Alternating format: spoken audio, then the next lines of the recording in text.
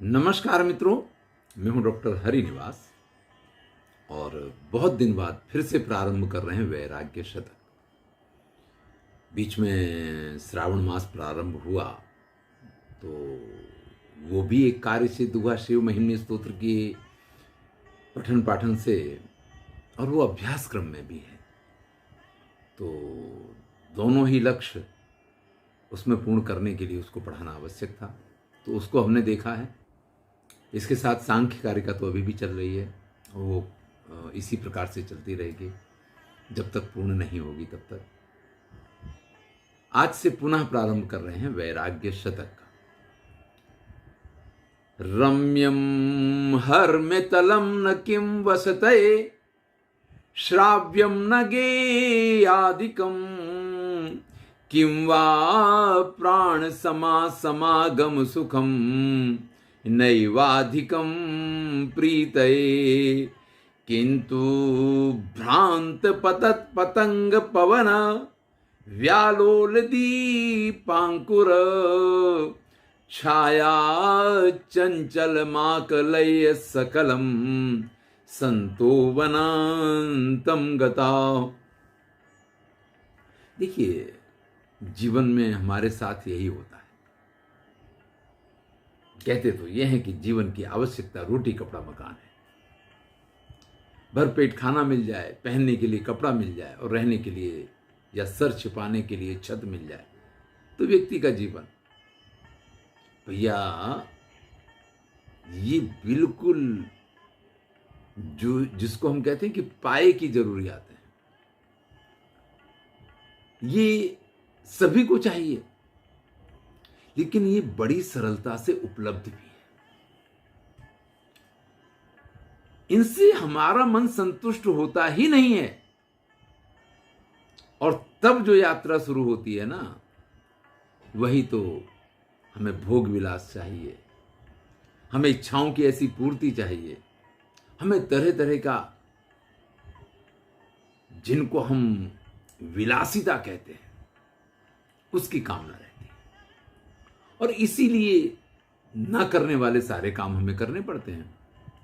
बाकी तो अजगर कले न चाकरी, पंछी करे न काम, दास मलूका कह गए सबके दाता राम।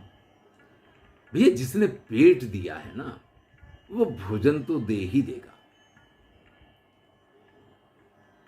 यहां पे कहते हैं महाकवि भर्तृहरि, वो तो राजा भी रहे हैं, वैराग्य शतक भी लिख रहे हैं, और श्रृंगार शतक भी इनने लिखा है, नीति शतक भी इनने लिखा है।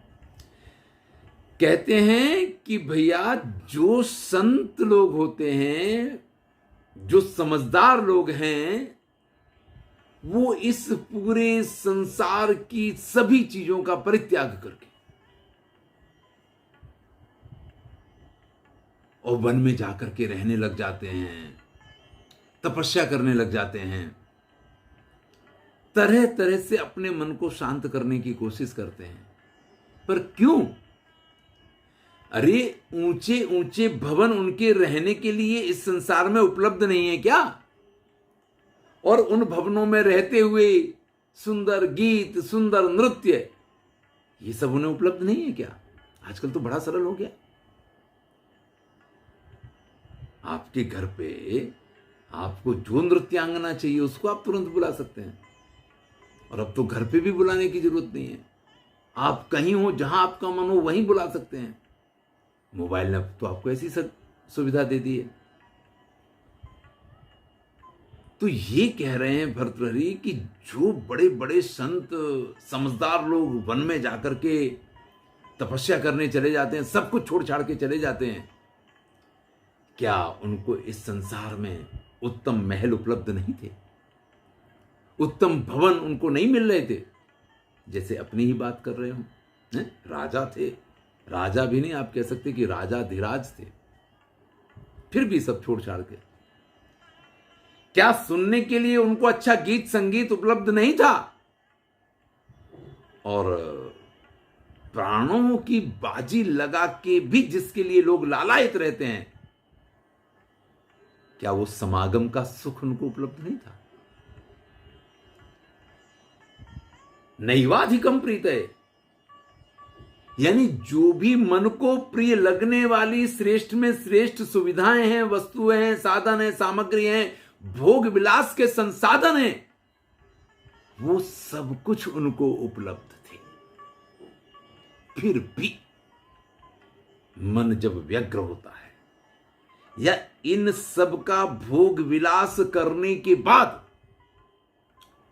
जब इनकी वास्तविकता ज्ञान होता है तो पतति पतंग पवन व्यालोल दीपांकुरम, जैसे किसी दीपक, जलते हुए दीपक पे वो पतंगा उड़ते उड़ते जाता है, कोशिश तो ये करता है कि उससे गले मिल ले, लेकिन परिणाम में अपने प्राण गंवा देता है। जब संतों को ये पता चला कि संसार के विषय, संसार के भोग विलास के साधन, ये सब सिर्फ और सिर्फ मन को भ्रमित करने के लिए हैं। वास्तविकता इनमें कुछ नहीं है, सत्य इनमें कुछ नहीं है, जीवन का वास्तविक सुख तो इनमें है ही नहीं। वास्तविक सुख तो कहां है?